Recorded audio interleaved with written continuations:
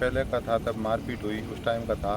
उस टाइम क्या है कि ठाकरा राम ने उनके परिवार पे, और वो हमारे चचेरी बहन है, इसीलिए उन पे दबाव बनाया कि आप न तो कोई प्राइवेट हॉस्पिटल में जाओगे, न कोई एडमिट का रसीद लोगे। इसलिए उनको उनके ड्राइवर और उनके सहयोगी द्वारा इनको साथ में लेके गए। उसके बाद में प्राइवेट हॉस्पिटल से बाहर से ही दवाई लेके वापस घर भेज दिया। उसके बाद में उन पर प्रेशर डाला ठाकरा राम ने कि किसी को बता दिया, किसी को कुछ कर दिया तो आपके पूरे परिवार को उठा लेंगे और आपको जान से मार देंगे। इसीलिए परिवार ने उनके दबाव में ये वीडियो किसी को बताया नहीं और किसी लोगों को दिखाया भी नहीं।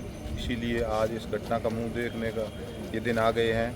बाकी क्या है कि अब दूसरी बार ठाकरा राम के घर के उद्घाटन था, तभी ठाकरा राम के हमारे परिवार के लोगों प्रेशर बनाया कि पहले जो बात हो चुकी है वो हो गई, उसके बाद में नई बात में कोई भी चीज़ की घटना घट गई, कुछ हो गया तो उसका मुख्य आरोपी मैं होऊंगा।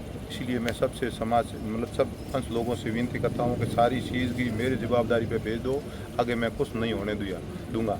इसीलिए सब लोगों ने, हमारे गांव के समाज मौजूद लोगों ने वो ठाकरा राम जी के कहने पे उन पंचों के साथ में भेज दिया। उसके बाद में 15 से 20 दिन तक उसको घर के अंदर बंदी बनाए रखा और झाड़ू पोछे कराए, रोटियां बनाए, छोटी मोटी चीज़ के लिए उन्होंने वीडियो बनाया।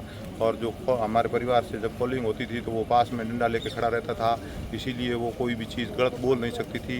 इसलिए वो जैसे कोई भी दबी हुई आवाज़ में बोलती थी, फिर भी वो ज़्यादा नहीं बोलती थी। तो इसलिए कहा कि उन्होंने, तब हमने पूछा तब उन्होंने बताया कि मेरे थोड़ा तबीयत नरम है, इसीलिए मैं थोड़ी दबी हुई हूँ। मूल कांड नहीं बता पाई। उसके बाद में जब ये उसके मामा जी को एक दिन उनके घर में ही कोई ऐसी कोई एक बैठक रखी हुई थी, तब मामा जी को कॉल के बताया कि कल बैठक में आना है। तब उन्होंने बताया कि मैं नहीं आ सकती हूँ, मेरे शरीर की हालत बहुत खस्ता है। तो हमने प्लान बनाया कि आज ये बैठक को पूरा कर लें, कल सुबह 12 बजे तक जाएंगे। जब हम 12 बजे तक आने वाले थे तब ये दुखद घटना हमारे पास आ गई। और इसमें जो बाथरूम है उसका, बाथरूम की हाइट 10 फुट और 8 इंच, 6 फुट और 8 इंच है। और उस फंदे की हाइट में 3 फुट तो उसके पीछे टुकड़ा पड़ा हुआ है। और बच्ची की हाइट थी वो 5 फुट कुछ ऊपर थी, 5.5 के लगभग थी। और 4 फुट में कोई आदमी फांसी नहीं खा सकता है। और घर के अंदर जो छिटकनी थी वो भी छिटकनी नहीं लगी हुई थी। पुलिस वालों ने बाथरूम के हवा की भीग गया था थोड़ा और बॉडी का सपोर्ट आ गया था, उसीलिए उन्होंने ये क्या है कि डंडे ठोकना, ये क्योंकि फॉर्मेलिटी की थी। और पुलिस ने अंदर का वीडियो भी जारी नहीं किया। और दूसरी बात, हमारा भाई जब हीराराम आया तो उसके आने से उन्होंने मना किया, फिर भी पुलिस नहीं मानी।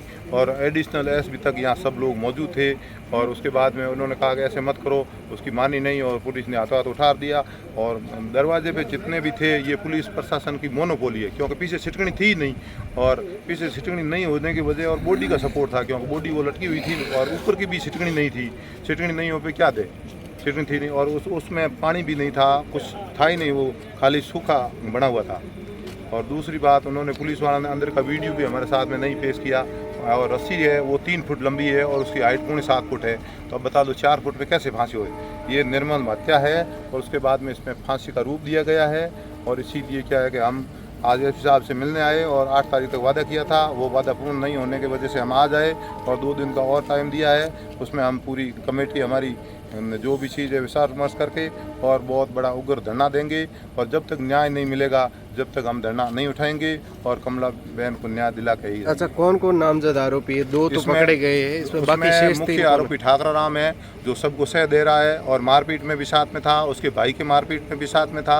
दूसरी बात, हम नहीं भेजते उस टाइम भी ठाकरा ने सब पंचों और सब गांव के मौजूद लोगों के साथ में पूरी हामी भरी और जिम्मेदारी ली कि इसके बाद में कोई भी चीज़ हो गया तो उसका मुख्य दोषी मैं होऊंगा।